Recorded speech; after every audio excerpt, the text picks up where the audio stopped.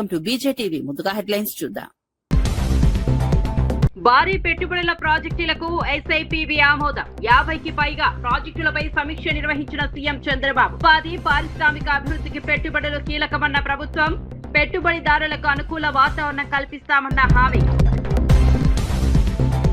సింగరేణి కార్మికుల కోసం పోరాటం కొనసాగిస్తానన్న కవిత. కార్మికుల హక్కుల పరిరక్షణకు అండగా ఉంటామన్న హామీ. సింగరేణి తెలంగాణ ఆర్థిక వ్యవస్థకు వెన్నెముక అన్న వ్యాఖ్య. సమస్యల పరిష్కారానికి ఉద్యమాలకు సిద్ధమన్న కవిత. జ్ఞానేశ్వరి కుటుంబానికి ధైర్యం చెప్పిన హోంమంత్రి అనిత. చిన్నారి ఆచూకీ కోసం అన్ని కోణాల్లో దర్యాప్తు. ప్రత్యేక బృందాలతో గాలింపు చర్యల కొనసాగింపు. చిన్నారిని క్షేమంగా తీసుకురావడమే లక్ష్యమన్న అనిత.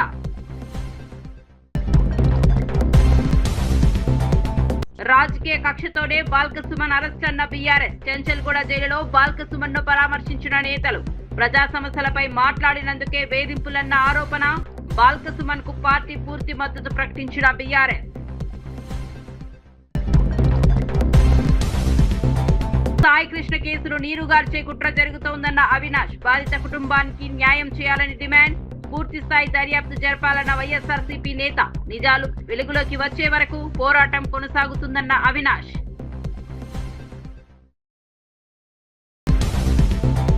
వార్త వివరాల్లోకి వెళ్తే అమరావతిలో ముఖ్యమంత్రి చంద్రబాబు నాయుడు అధ్యక్షతన 18వ రాష్ట్ర స్థాయి పెట్టుబడుల ప్రోత్సాహక బోర్డు సమావేశం జరిగింది. ఇంధన, ఐటీ, ఎలక్ట్రానిక్స్, పర్యాటక, మౌలిక సదుపాయాలు, పరిశ్రమలకు సంబంధించిన కీలక ప్రాజెక్టులపై ఈ సమావేశంలో చర్చించారు.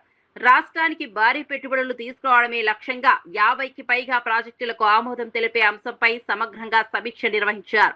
సమావేశానికి మంత్రులు నారా లోకేష్, టీజీ భరత్, అచ్చెన్నాయుడు, అనగాని సత్యప్రసాద్, కందుల దుర్గేష్, పయ్యావుల కేశవ్, బీసీ జనార్దన్ రెడ్డి, సిఎస్ సాయి ప్రసాద్ తో పాటు వివిధ శాఖల ఉన్నతాధికారులు హాజరయ్యారు. రాష్ట్రంలో ఉపాధి అవకాశాల పెంపు, పారిశ్రామిక అభివృద్ధి, మౌలిక సదుపాయాల విస్తరణకు ఈ పెట్టుబడులు దోహదపడనున్నాయని అధికారులు తెలిపారు.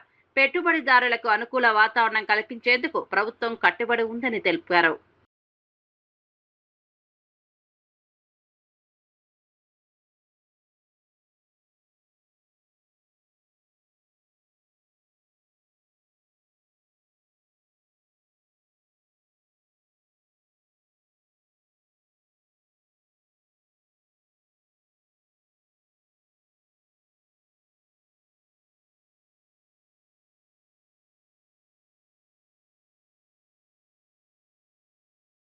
వైఎస్ఆర్సీపీ అధినేత వైఎస్ జగన్మోహన్ రెడ్డి తాడేపల్లిలోని తన నివాసంలో రంపచోడవరం నియోజకవర్గానికి చెందిన మాజీ ప్రజాప్రతినిధులు, ముఖ్య నాయకులతో సమావేశమయ్యారు.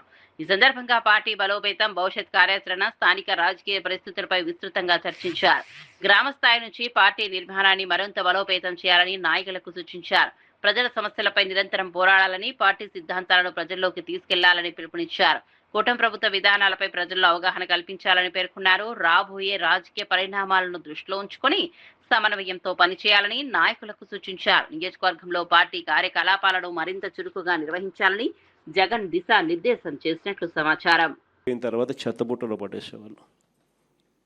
అట్లాంటిది మొట్టమొదటిసారిగా ఎన్నికలప్పుడు మేనిఫెస్టో అంటూ ఒక మాట ఇస్తే ఆ మాట మీద నిలబడాలని, ఆ మేనిఫెస్టోను ఒక భగవద్గీత గాను, ఒక బైబిల్ గాను, ఒక ఖురాన్ గాను భావించి ఇంప్లిమెంట్ చేసి 99% హామీలను అమలు చేసిన పార్టీ ఏదైనా ఈ రాష్ట్రంలో కానీ దేశంలో కానీ ఎక్కడైనా ఉంది అని అంటే అది ఒక వైఎస్ఆర్సీపీ పార్టీనే అని చెప్పి గర్వంగా కూడా చెప్పగలుగుతాం.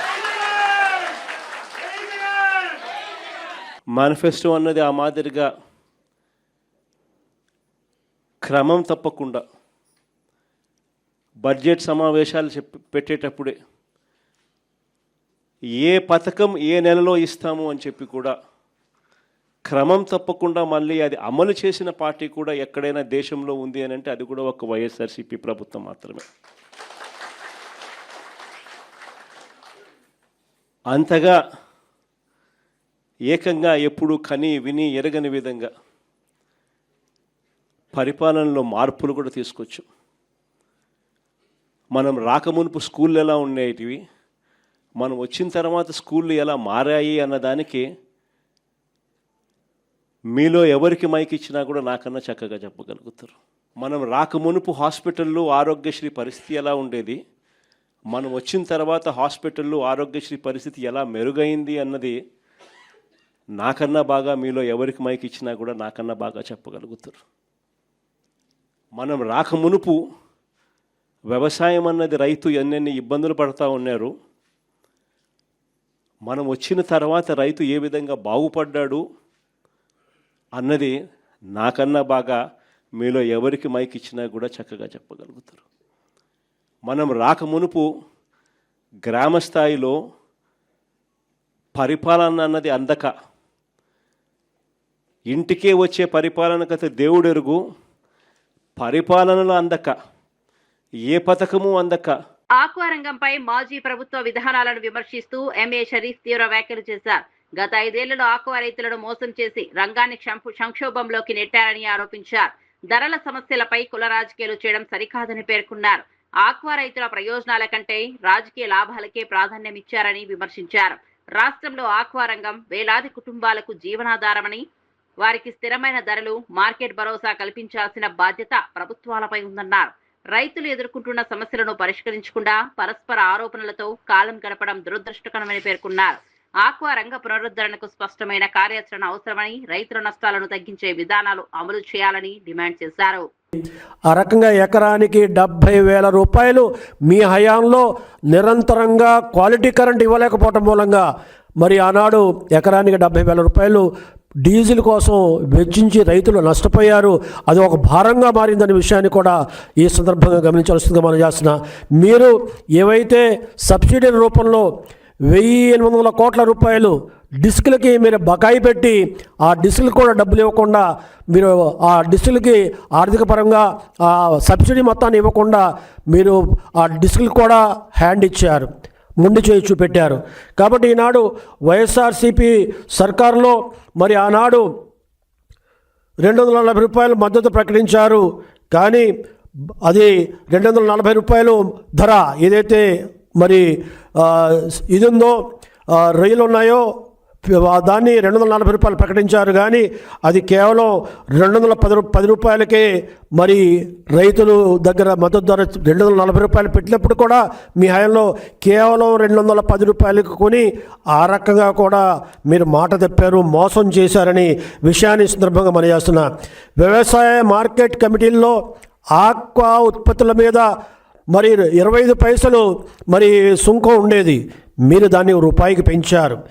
ఆ రకంగా వారి మీద సుమారుగా మరి భారం వేశారు. అంటే 75 పైసల భారాన్ని మీరు మోపారు. ఏదైతే నీటిని ఆక్వా రైతులు వాడుకుంటారో 1000 లీటర్ల నీటిని 12 రూపాయలు ఉంటే మీరు 120 రూపాయలు పెంచిన విషయం వాస్తవం కాదా? ఆ రకంగా ఆక్వా రంగాన్ని మరి రైతుల మీద మీరు మోపిన భారం మూలంగా వాళ్ళు లాభాలు పోయి నష్టాల్లో మరి ఉండిపోయిన పరిస్థితిని కూడా ఈ సందర్భంగా గమనించాల్సిందిగా మనం చేస్తున్నా.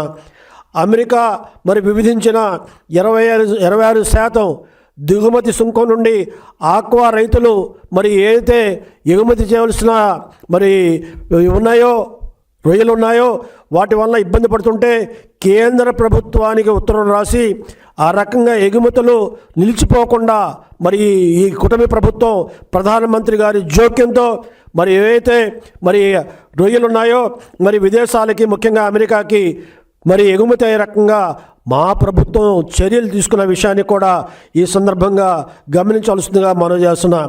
కాబట్టి ఈనాడు ఏదైతే కుటుంబ ప్రభుత్వం రాగానే చంద్రబాబు నాయుడు గారు వెంటనే మరి కేంద్ర ప్రభుత్వానికి రాయటం మూలంగా ఈనాడు ప్రాను మరి కనీసం 220 రూపాయలు ధర పలికే రకంగా, ఎగుమతి ధర పలికే రకంగా మేము కృషి చేసి ఆ రకంగా ఆక్వా రైతుల్ని ఆదుకున్నామనే విషయాన్ని కూడా ఈ సందర్భంగా మనవి చేస్తున్నా.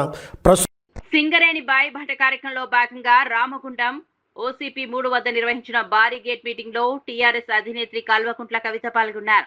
ఈ సందర్భంగా సింగరేణి కార్మికులను ఉద్దేశించి ప్రసంగించిన ఆమె కార్మికుల సమస్యల పరిష్కారం కోసం ఎప్పుడూ ముందుంటారని హామీ ఇచ్చారు. సింగరేణి సంస్థ తెలంగాణ ఆర్థిక వ్యవస్థకు వెన్నెముక లాంటి సంస్థ అని పేర్కొన్నారు. కార్మికుల సంక్షేమం, ఉద్యోగ భద్రత, వేతనాల అంశాల్లో ప్రభుత్వం మరింత బాధ్యతగా వ్యవహరించాలని కోరారు.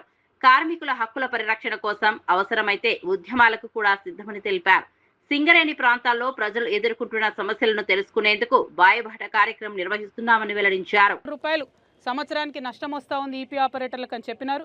అందుకనే క్షమించమని మిమ్మల్ని కోరుతూ మళ్ళీ ఆ హక్కును పొందే విధంగా మీ తరఫున నిలబడి మాట్లాడి సాధించుకొస్తానని కూడా మీకు నేను మాట ఇస్తూ ఉన్నాను. అదేవిధంగా కంపెనీ దగ్గర బోలెడని డబ్బులు ఉంటాయి, కానీ వెహికల్స్ మాత్రం అన్ని పాతయే ఉంటాయి. మనకు కావాల్సింది ఆ కొమెట్ కంపెనీది ప్రైవేట్ వెహికల్స్ కావాలి, కానీ వీళ్ళేమో ప్రభుత్వ సంస్థ నుంచి కొంటున్నామని బిఎంఎల్ వెహికల్స్ కొంటూ ఉంటారు. వాటికి అంత పర్ఫార్మెన్స్ లేదు. అది కూడా కొని నాకు తెలిసి 9 ఏళ్ళు అయిపోయింది. అప్పటి నుంచి ఇప్పటివరకు కొత్త వెహికల్స్ అన్నవి కొన్నటువంటి పరిస్థితే లేదు. కాబట్టి కంపెనీని నేను డిమాండ్ చేస్తూ ఉన్నా, ఈపీ ఆపరేటర్స్ అంటే వాళ్ళకి ప్రాణ సంకటం ఉంటుంది. మొన్న ఈ మైన్ మీద కూడా ఆ ఓవర్ ఆయిలింగ్ చేసి ఒక షవల్ కాలిపోయింది. ఇంకొక మైన్లో కూడా సేమ్ యాక్సిడెంట్ జరిగింది. అటువంటి యాక్సిడెంట్ జరగకుండా, యాక్సిడెంట్ జరుగుతున్నప్పుడు మీరు ఉండడమే 20 మీటర్ల పైన ఉంటారు కాబట్టి ఆడికెళ్ళి కిందకు దూకి కాళ్ళు చేతులు పోగొట్టుకున్నటువంటి ఈపీ ఆపరేటర్స్.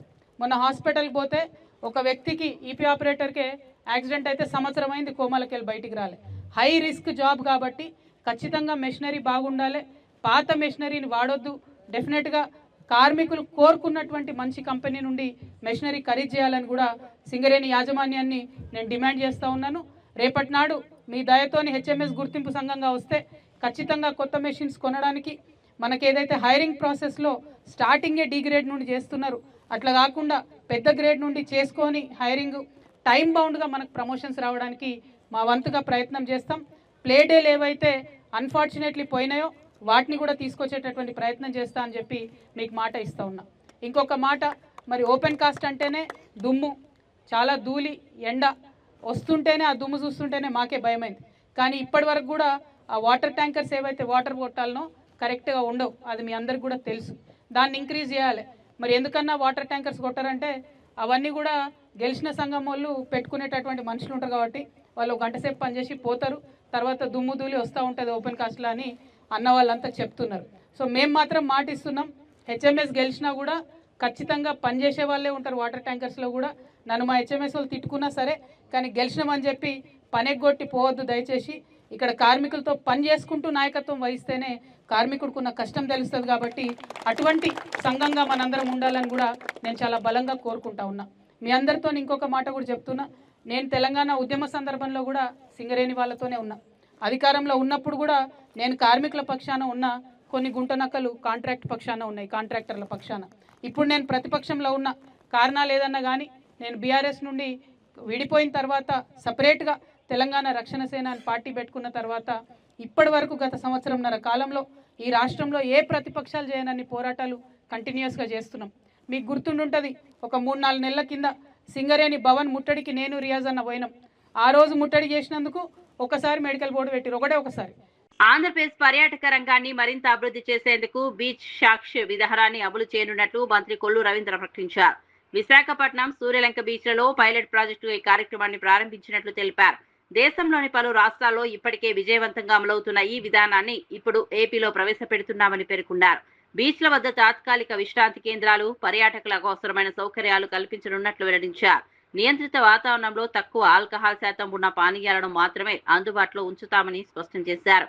పర్యాటక రంగం ద్వారా ఉపాధి అవకాశాలు పెరగడంతో పాటు స్థానిక ఆర్థిక వ్యవస్థకు కూడా ఊతమిస్తుందని మంత్రి చెప్పారు. రాష్ట్రాన్ని ప్రముఖ పర్యాటక గమ్యస్థానంగా తీర్చిదిద్దడమే లక్ష్యమన్నారు. ఇబ్బంది రాకుండా ఏదైతే స్టార్ హోటల్స్ కి దగ్గరగా ఉన్న దాని దగ్గరే ప్రజలకి ఎక్కడా కూడా ఇబ్బంది కలిగించకుండా మాత్రమే అది పైలట్ కింద మనం విశాఖపట్నం అలాగే సూర్యలంకలో ఏర్పాటు చేస్తున్నాం.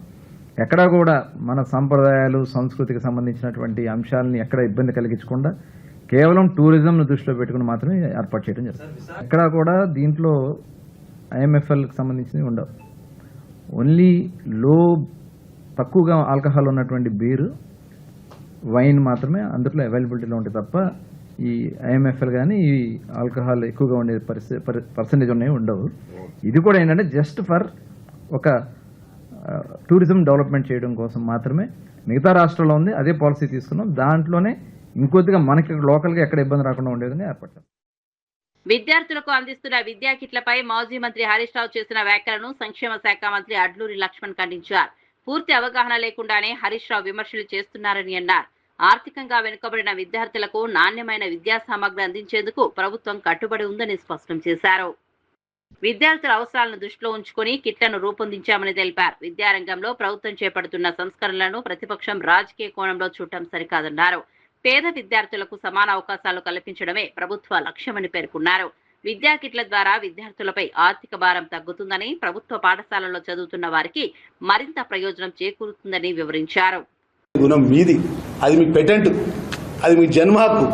ఖబర్దార్ ఈశ్వర్, నువ్వు అనుకుంటున్నావు కావచ్చు, కానీ నేను ఎక్కడ కూడా మంత్రి అంటే మంత్రి లెక్క అట్టాసన హాలం చేస్తే ఎప్పుడు వచ్చినా ఈ ఆర్ఎన్బి గెస్ట్ హౌస్కి వచ్చినా ఒక్కరినే వస్తా, ప్రజలుంటే ప్రజలను కలిసిపోతా. నువ్వు దళిత ముసుగులో ఉన్న ఒక దొరవు, నువ్వు ఇంకా అహం దగ్గర నీకు. జీవన్ రెడ్డి గారు మొన్న 2 నెలల క్రితం వరకు కూడా కాంగ్రెస్ పార్టీలో ఉన్నాడు కదా. 3 పంటలు వడ్ల పంటలు కొనుగోలు చేసినాం కదా. మరి 3 పంటలలో మేము ఎంత దోసుకున్నామో మరి జీవన్ రెడ్డి గారు చెప్పాను. జీవన్ రెడ్డి గారికి ఎంత వాటా ముట్టిందో చెప్పమని. కాకినాడ జిల్లా తుని మండలం సిహెచ్ అగ్రహారంలో అదృశ్యమైన 2 ఏళ్ల చిన్నారి జ్ఞానేశ్వరి కుటుంబాన్ని హోంమంత్రి వంగలపూడి అనిత పరామర్శించారు. కుటుంబ సభ్యులను కలిసి ధైర్యం చెప్పిన ఆమె చిన్నారి ఆచూకీ కోసం అన్ని కోణాల్లో దర్యాప్తు కొనసాగుతోందని తెలిపారు. జిల్లా ఎస్పీ బిందు మాధవ్తో కలిసి మాట్లాడి జిల్లా దర్యాప్తు పురోగతిని సమీక్షించారు. అటవీ శాఖ, పోలీస్ శాఖ, ఇతర విభాగాల సమన్వయంతో గాలింపు చర్యలు కొనసాగుతున్నాయని వెల్లడించారు. సీసీ కెమెరాల ఫుటేజీ పరిశీలనతో పాటు ఫోన్ కాల్ వివరాలను కూడా విశ్లేషిస్తున్నామని చెప్పారు.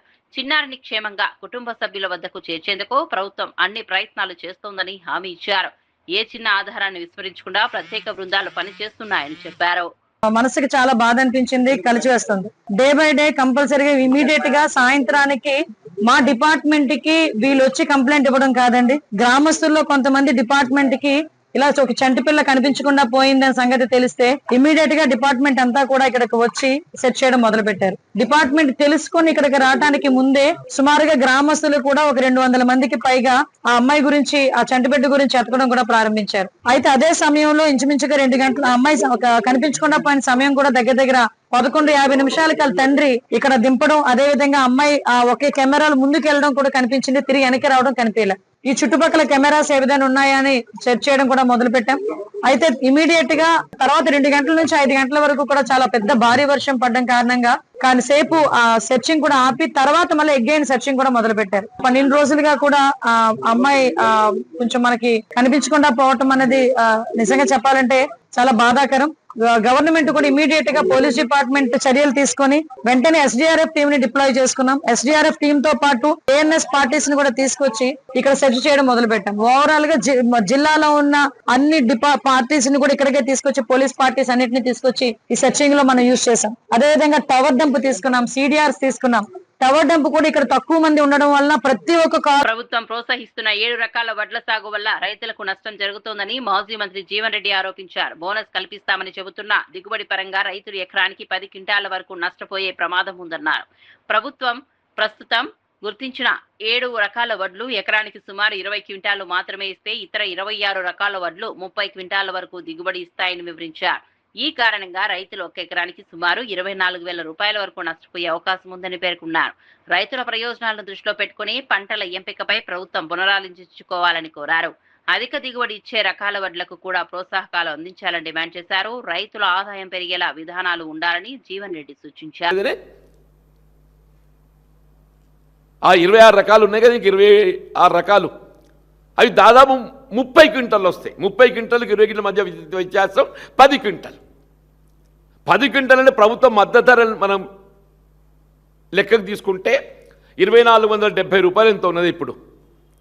2,470 రూపాయలు అని చెప్పంటే ఇంటూ 10 24,700 రూపాయలు. 24,700 రూపాయల విలువ గల దిగుబడి తగ్గే అవకాశం ఉంది. అంటే రైతుకు మేలు ఏది లాభసాటి చెప్తున్నారా, లేక మీ బాధ్యత తప్పించుకోవడానికి, ఇలా ప్రభుత్వం ప్రొక్యూర్మెంట్ బాధ్యత తప్పించుకోవడానికి కొరకు అంటున్నాను. ధాన్యం సేకరణ బాధ్యత తప్పించుకోవటానికి కొరకు వీళ్ళ మార్కెట్ డిమాండే వరి ధాన్యాన్ని మాత్రమే సాగు చేయండి అని చెప్పంటే వీళ్ళ ప్రభుత్వం దాన్ని సేకరించే బాధ్యత లేకుండా మార్కెట్లోనే మీరు అమ్ముకోవచ్చు. మీదే అది ఏదైతుందో మార్కెట్ డిమాండ్ ఎట్టుంటుందో మేము చెప్పలేం. మరి ప్రభుత్వం దాన్ని సేకరించాలని చెప్పంటే ప్రభుత్వం మీద బాధ్యత పడుతుంది. పాతపట్నం నియోజకవర్గాన్ని అన్ని రంగాల్లో అభివృద్ధి చేసి ఆదర్శ ప్రాంతంగా తీర్చిదిద్దుతామని ఎమ్మెల్యే మావిడి గోవిందరావు తెలిపారు. కూటమి ప్రభుత్వ 2 ఏళ్ల విజయోత్సవంలో మాట్లాడుతూ రాష్ట్రాన్ని సంక్షోభం నుంచి అభివృద్ధి సంక్షేమ దిశగా నడిపించామని పేర్కొన్నారు. 2 ఏళ్ల కాలంలోనే పాతపట్నం నియోజకవర్గానికి సుమారు 1200 కోట్ల నిధులు తీసుకొచ్చి అభివృద్ధి పనులు చేపట్టినట్టు వెల్లడించారు. సంక్షేమ అభివృద్ధిని 2 కళ్లుగా భావిస్తూ ప్రభుత్వం ముందుకు సాగుతోందన్నారు. కేంద్ర ప్రభుత్వ సహకారంతో రాష్ట్రం మళ్లీ అభివృద్ధి పథంలో నడుస్తోందని చెప్పారు. CM Chandrababu, deputy CM Pawan Kalyan నాయకత్వంలో రాష్ట్రానికి కొత్త దిశ లభించిందని పేర్కొన్నారు. నియోజకవర్గ ప్రజల ఆశయాలకు అనుగుణంగా మరిన్ని అభివృద్ధి కార్యక్రమాలు చేపడతామని హామీ ఇచ్చారు. అందరూ ఉద్యోగాలకు వచ్చులు కూడా సరైన న్యాయం జరుగుతుంది. టీచర్స్ నుంచి అంగన్వాడీ ఎంప్లాయీస్ నుంచి మొత్తం ఆ ఎంప్లాయీస్ కూడా సరైన న్యాయం జరుగుతుంది. ప్రభుత్వం ఆలోచిస్తుంది. అయితే ఎందుకు లేట్ అవుతుందో మీ అందరికీ విషయం చెప్పాలి. తక్కువ దాతల వలస లాంటి విలేజ్లు ఎన్నో సంవత్సరాల నుంచి వస్తున్న రోడ్లు, ఆ రోడ్లు కూడా ఇప్పుడు అవుతున్నాయి. ఎన్నో సంవత్సరాల నుంచి ఎదురు వస్తున్న చిరుసవాడ రోడ్డు, ఆ రోడ్డు కారు లేకపోవడం వల్ల లేట్ ఆ రోడ్డు కూడా కంప్లీట్ అయిపోతుంది. ఇలా చూసుకుంటే ఎన్నో రోడ్స్ అవుతున్నాయి. ప్రభుత్వాలు విజన్ దుఃఖ చూడండి. మాయ మాటలు చెప్పిన ప్రభుత్వాల గురించి కాదు. మీకు నేను మళ్ళీ మాటిస్తున్నాను. ఆడపిల్లలకి ఏదైతే హామీ ఇచ్చారో అది తక్కువ టైంలో మీకు అందరికీ కూడా మీ హామీ నెరవేర్దని నేను అందరికీ తెలియజేస్తున్నాను. అదే కాదు, మీ అందరికీ మీకు ఒకే ఒక మాట చెప్తున్నాను, మీ అందరికీ రిక్వెస్ట్ చేస్తున్నాను. మసి పూసి మారడకాయ చేయాలనుకుంటున్నారు ఈ మహాతల్లి మొత్తం ప్రభుత్వ మంత్రులు. ఇక్కడ 2% మొన్న ఒక మాట ఇచ్చింది మీ ఎమ్మెల్యేల ఊగిపోతూ కూటమి ఎమ్మెల్యేలు సిద్ధంగా చేస్తున్నారు. కూటమి ఎమ్మెల్యేలు సిద్ధంగా చేస్తారు. ఇక్కడ మామిడి గోవిందరావు కూడా సిద్ధంగా చేస్తున్నారు అన్నారు. రైట్, ఆ పాయింట్ గా వద్దాం. గతంలో భవన నిర్మాణ కార్మికులు ఇసుక రేటు ఎక్కువ అయిపోయిందని ఇసుక లేదని చెప్పి రేట్లు పెరిగిపోవడం వల్ల కనీసం భవన నిర్మాణ కార్మికులకు ఉపాధి అవకాశాలు లేవు. అలాంటి టైంలో చంద్రబాబు నాయుడు గారు ఫ్రీ ఇసుక విధానం పెట్టారు. కానీ 2019, 2024 ఒక ఇసుక లారీ 60,000 రూపాయలకి అమ్మిన వ్యక్తి ఎవరంటే అది రెడ్డి శాంతమ్మ. అది వైఎస్ఆర్సీపీ ప్రభుత్వమే మీ అందరికీ తెలియాలి. ఒక మాట గుర్తుంచుకోండి. 2019, 2024 ఒక ట్రాక్టర్ రేటు 10,000కి అమ్మిన వ్యక్తి ఎవరైనా ఉన్నారైతే అది రెడ్డి శాంతమ్మ. అది ఒక వైఎస్ఆర్సీపీ ప్రభుత్వమే మీరు అందరూ గుర్తుంచుకోండి. మళ్ళీ నేను చెప్తున్నాను, మన ప్రభుత్వం వచ్చిన తర్వాత ట్రాక్టర్ 500 రూపాయలకి, లారీ ఇసుక లారీ 2,000 రూపాయలకి దొరుకుతుంది. అక్కడ మీరు ఫిల్ చేసుకుంటే అది ఫీలింగ్ సేమ్ ఛార్జెస్. బట్ దాని మీద 60,000 ఎక్కడ ఉంది, 60,000 ఎక్కడ ఉంది, 2,000 రూపాయలు ఎక్కడ ఉంది?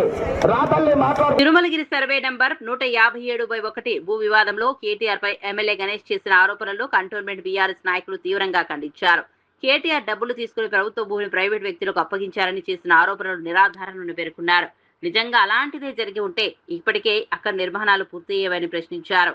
8 ఎకరాల ప్రభుత్వ భూమిని కాపాడేందుకు న్యాయ పోరాటంతో పాటు ప్రజా ఉద్యమాలు కూడా కొనసాగిస్తామని స్పష్టం చేశారు. ప్రభుత్వ భూములను కాపాడాల్సిన ప్రజా ప్రతినిధులే ప్రైవేటు వ్యక్తులకు అనుకూలంగా వ్యవహరిస్తున్నారని ఆరోపించారు. ఎమ్మెల్యే గణేష్ ఈ వ్యవహారంలో తన పాత్రపై ప్రజలకు సమాధానం చెప్పాలని డిమాండ్ చేశారు. ప్రభుత్వ ఆస్తులను రక్షించేందుకు పోరాటం కొనసాగుతుందని బీఆర్ఎస్ నేతలు తెలిపారు. ఫోటోలు దిగి ఆ తర్వాత జేసీబీ గాయం, రేపో మాపో వర్షాకాలం వస్తుంది, ఏమీ పనులు కాలేదు, దాని గురించి మాట్లాడాడు. నిశ్శబ్దం. నీ డ్రామాలు ఎంత మంచిగా ఉంటాయో మాకు తెలుసు. మీ కాంగ్రెస్ నాయకులతోనే నన్ను చంపడానికి ప్రయత్నం చేస్తుర్రు, నాకు సెక్యూరిటీ కావాలి అని ఎంత పెద్ద డ్రామా చేసినావో మాకు తెలియదా? పెద్ద డ్రామా ఆర్టిస్ట్ శ్రీ గణేష్. నువ్వు ప్రజలకు పనికొచ్చే పని చేయి. నువ్వు ఖర్చు పెట్టిన 2,000 రూపాయలు వసూలు చేయాలని ఆ 8 ఎకరాల భూమిని అమ్మకు. ఇలా మేము ఛాలెంజ్ చేస్తున్నాం, బరాబ్బర్ చెప్తున్నాం 12 రోజుల నుంచి. ఇంకొకటి, ఇప్పుడు కేటీఆర్ గారి మీద ఆరోపణ చేసిండు. ఆరోపణ చేస్తే ఇప్పుడు అమ్ముడు పోయినోడు ఏం చేస్తాడు? అమ్ముడు పోయినోడు మాట్లాడాడు, కొట్లాడాడు. శ్రీ గణేష్ అదే చేసిండు. 10-12 రోజులు ఒక్క మాట మాట్లాడలే. కాంగ్రెస్ నాయకులు ఎవ్వరు వచ్చి బయటికి మాట్లాడలే. పాపం చూడండి, పెద్దలు వారు గతంలో కాంగ్రెస్ నుంచి పోటీ చేసిరు, ఇప్పుడు మార్కెట్ వైస్ చైర్మన్ గా కూడా ఉన్నారు. దేవుడు కాక వచ్చిండే అది ప్రభుత్వ భూమే అని చెప్పిండు. నువ్వు కూడా అది ప్రభుత్వ భూమి, నేను కొట్లాడతా దాన్ని ప్రభుత్వ భూమి. కృష్ణ ఘటనపై రాష్ట్ర ప్రభుత్వం వ్యవహరిస్తున్న తీరును వైఎస్ఆర్సీపీ నేత దేవినేని అవినాష్ తీవ్రంగా ఖండించారు. రాష్ట్ర వ్యాప్తంగా పేకాట క్లబ్లు యథేచ్ఛగా నడుస్తున్నాయని, వాటికి అధికార పార్టీ నేతల మద్దతు ఉందని ఆరోపించారు. సాయికృష్ణ కేసులో నిజాలు బయటకు రాకుండా ప్రభుత్వం ప్రయత్నిస్తోందనే అనుమానాలు ప్రజల్లో ఉన్నాయని పేర్కొన్నారు. చంద్రబాబు, పవన్ కళ్యాణ్ పోలీసు అధికారులతో సమావేశాలు నిర్వహించినా బాధిత కుటుంబానికి న్యాయం చేసే దిశగా స్పష్టమైన చర్యలు కనిపించడం లేదన్నారు. సిఐని సస్పెండ్ చేయడమే పరిష్కారం కాదని, అసలు ఘటనపై పూర్తిస్థాయి దర్యాప్తు జరిపి బాధ్యులను శిక్షించాలని డిమాండ్ చేశారు. బాధిత కుటుంబానికి న్యాయం జరిగే వరకు వైఎస్ఆర్సీపీ పోరాటం కొనసాగుతుందని అవినాష్ స్పష్టం చేశారు. మట్టి అక్రమంగా తరలిస్తుంటే ఏ ఒక్కరిగా మాట్లాడట్లేదు. అదేవిధంగా గంజాయి కానివ్వండి, తెలుగుదేశం పార్టీ నాయకులు కనుసైగలతోనే వాళ్ళ ఆధీనంలోనే ఈ యొక్క గంజాయి స్మగ్లింగ్ కానీ అన్నీ గారు జరుగుతున్నాయి. దానికి ఈరోజు మొత్తం పోలీస్ వ్యవస్థ, విజయవాడ నగర పోలీస్ వ్యవస్థ వాళ్ళకి పూర్తిగా సహకరిస్తున్నారని చెప్పని ఈ యొక్క సందర్భంగా చెప్పుతున్నాను. నిర్మోహమాటంగా చాలా సందర్భాల్లో బయటికి గారు వచ్చింది, స్థానిక ఎంపీ మనుషులే ఈ గంజాయిలో కానివ్వండి, ప్యాకెట్లో కానివ్వండి వాళ్ళ మనుషులే ఉన్నారని చెప్పని బయటకు వచ్చింది. వాళ్ళ మీద ఎందుకు యాక్షన్ తీసుకోవట్లేదు, వాళ్ళ మీద ఎందుకు కేసు కట్టట్లేదు? చెంచల్గూడ జైల్లో రిమాండ్ ఖైదీగా ఉన్న మాజీ ఎమ్మెల్యే బాల్కసుమన్ ను మాజీ మంత్రులు సవితా ఇందారెడ్డి, శ్రీనివాస్ గౌడ్ పరామర్శించారు. ములాఖత్ ద్వారా ఆయన ఆరోగ్య పరిస్థితి, జైల్లో ఉన్న పరిస్థితులను తెలుసుకున్నారు.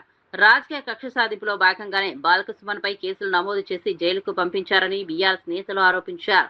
సింగరేణి అంశంపై చేసిన వ్యాఖ్యలను సాకుగా చూపించి ప్రభుత్వం వేధింపులకు పాల్పడుతోందని విమర్శించారు. ప్రజా సమస్యలపై మాట్లాడే నేతలను అణిచివేయడానికి అధికార పార్టీ ప్రయత్నిస్తోందని ఆరోపించారు. పార్టీ నాయకులు, ప్రజాప్రతినిధులు వరుసగా జైల్లో కలుసుకుని సంఘీభావం వ్యక్తం చేస్తున్నారని తెలిపారు.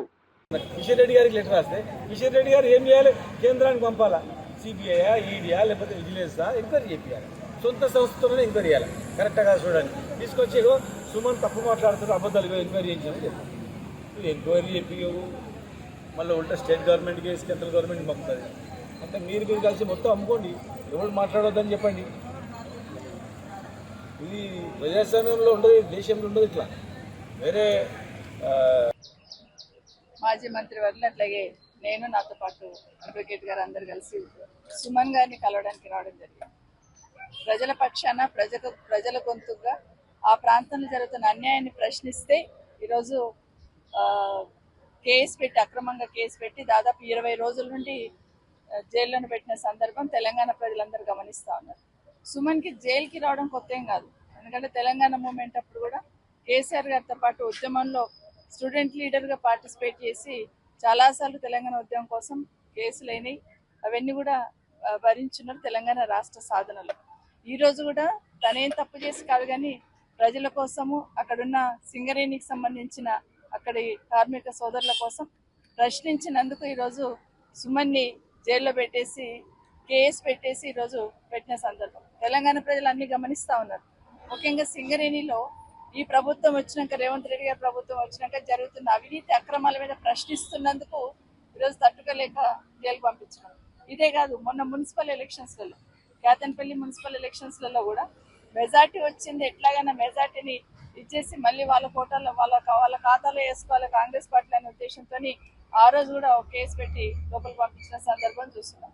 ఈరోజు సింగరేణిలో ఉన్న అక్కడున్న కార్మిక సోదరుల కోసం అక్రమాలు జరుగుతూ ఉన్నాయని ప్రశ్నిస్తున్న సందర్భంలో ఈరోజు మరొకసారి దాన్ని డైవర్ట్ చేయాలనే ప్రయత్నం ఈ రాష్ట్ర ముఖ్యమంత్రి గారు చేస్తున్నారని స్పష్టంగా అర్థమవుతుంది. ఈరోజు మేము అడుగుతున్నాం, టీఆర్ఎస్ పార్టీ తరఫున మేము అడుగుతున్నది ఏంటి? సింగరేణిలో అవినీతి జరుగుతుంది, అక్రమాలు జరుగుతూ ఉన్నాయని పాయింట్ టు పాయింట్ మాట్లాడుతున్నాం. నైని కోల్ బ్లాక్స్ టెండర్ నుండి మొదలు పెడితే మొన్న 40 లక్షల మెట్రిక్ టన్నులు కోల్ మాయమైంది, ఎక్కడ పోయిందని అడుగుతున్నాం. దాని గురించి సమాధానం చెప్పారు. ఇంచుమించు 1600 కోట్ల విలువైన కోల్ బొగ్గు మాయమైపోయింది, ఎక్కడ పోయింది అని అడుగుతున్నాం. దాని గురించి సమాధానం చెప్పారు. ఆ ఇష్యూని డైవర్ట్ చేయడానికి. అదే కాదు, అక్కడ డీజిల్ కుంభకోణం జరుగుతూ ఉంది, ఇంకా చాలా కుంభకోణాలు జరుగుతున్నాయి. అక్కడ ప్రతి ఒక్కటి ప్రశ్నిస్తే ఈరోజు దాదాపు 15,000 కోట్ల సంబంధించిన కుంభకోణం అక్కడ జరుగుతుంది. అది అక్కడ సింగరేణి కార్మికులకు సంబంధించిన కష్టానికి సంబంధించిన కష్టం. అది దానికి ప్రశ్నిస్తున్నందుకు ఈరోజు ఈ కేసు పెట్టి డైవర్ట్ చేయాలనే ప్రయత్నం చేస్తూ ఉన్నారు. ఇప్పుడే మాట్లాడుతుంటే సుమన్ చెప్తా ఉన్నారు, మర్డరర్ అని దాంట్లో రిమాండ్ రిపోర్ట్లో మర్డరర్ అని మెన్షన్ చేస్తున్నారట. అంటే ప్రజల హక్కుల కోసం, ప్రజల కోసం మాట్లాడుతూ ఉంటే హత్యా నేరం కూడా మోపుతారు అనేది ఇప్పుడే మొదటిసారి చూస్తూ ఉన్నాం. ఏది ఏమైనా తెలంగాణ ప్రజల కోసం, సింగరేణి సోదరుల కోసం, అక్కడ ఉన్న కార్మిక సోదరుల కోసం, వాళ్ళకి రావాల్సిన దానికోసం ఖచ్చితంగా వెనుక ఉంటారు. వాళ్ళు వెనుకుండడం జరుగుతుంది. ఈ ప్రభుత్వం చేస్తున్న అక్రమాలు బయటికి వెలికి తీసి వాటన్నిటిని నిర్ధారణ అయ్యేటట్టు ఖచ్చితంగా పోరాటం చేస్తాం. ఎన్ని కేసులు పెట్టినా భయపడేది లేదు. సుమన్కి మళ్ళీ బయటకు వచ్చిన తర్వాత మళ్ళీ వాటి మీద ప్రశ్నిస్తూనే ఉంటాం. అసలు బయటికి రాకూడదు, బెయిలే రాకూడదు అని స్పెషల్గా పీపీని అపాయింట్ చేశారట ఒక కేసులో. అంత శ్రద్ధ ముఖ్యమంత్రి గారు. అదే శ్రద్ధ ప్రజల మీద చూపించండి. అదే శ్రద్ధ అక్కడ అక్రమాల అన్యాయాలు జరుగుతున్నాయని చెప్తున్నాం సింగరేణిలో, దాని మీద దృష్టి పెట్టమని, అదే కాకుండా అక్కడ ఉన్న కార్మికుల సంక్షేమం కోసం ఆలోచించమని ఈ సందర్భంగా ముఖ్యమంత్రి గారిని కోరుతా ఉన్నాం. ఫ్రాన్స్ లో జరుగుతున్న G7 సదస్సు సందర్భంగా అమెరికా అధ్యక్షుడు డొనాల్డ్ ట్రంప్ కీలక వ్యాఖ్యలు చేశారు. ప్రధాని నరేంద్ర మోదీతో ద్వైపాక్షిక సమావేశం అనంతరం మీడియాతో మాట్లాడిన ట్రంప్ మోదీ నాయకత్వాన్ని ప్రశంసించారు. భారత్ పై ఎలాంటి దాడి జరిగినా అమెరికా అండగా నిలుస్తుందని స్పష్టం చేశారు. మోదీ నాయకత్వంలో భారత్ బలంగా ఎదుగుతోందని, రెండు దేశాల మధ్య వ్యూహాత్మక భాగస్వామ్యం మరింత బలోపేతం అవుతోందని పేర్కొన్నారు. ప్రపంచ భద్రత, ఆర్థిక అభివృద్ధి, వాణిజ్య రంగాల్లో భారత్ కీలక పాత్ర పోషిస్తోందని కొనియాడారు. అమెరికా భారత్ సంబంధాలు మరింత బలపడే దిశగా చర్చలు జరిగాయని వెల్లడించారు. Global maritime trade routes, including the Strait of Hormuz, and their safety is of utmost importance to us. Excellency, समझौते के लिए शांति के प्रयासों में आपने भरपूर प्रयास किया है. मुझे पूरा विश्वास है कि समझौते में सी फेरर की सुरक्षा भी सुनिश्चित होगी और उसको प्राथमिकता मिलेगी. Mr. President, you made tremendous efforts towards reaching this understanding and this agreement, and I'm confident that the issue of seafarers will receive the highest priority during the implementation of this agreement. Excellency, मैं फिर एक बार पश्चिम Asia में शांति बहाल कराने के आपके भरसक प्रयासों का मैं पूरी प्रशंसा करता हूं और आपका अभिनंदन करता हूं. Mr. President, once again, I deeply appreciate and I deeply commend your efforts in ensuring the restoration of peace and making efforts towards restoration of peace and stability in West Asia. Thank you very much. Thank you. Thank you. Friends, thank you. Can you speak to the defense relationship between India and the United States? I think it's a great relationship. I can tell you this, without having a contract, we don't have a contract, you have to write contract.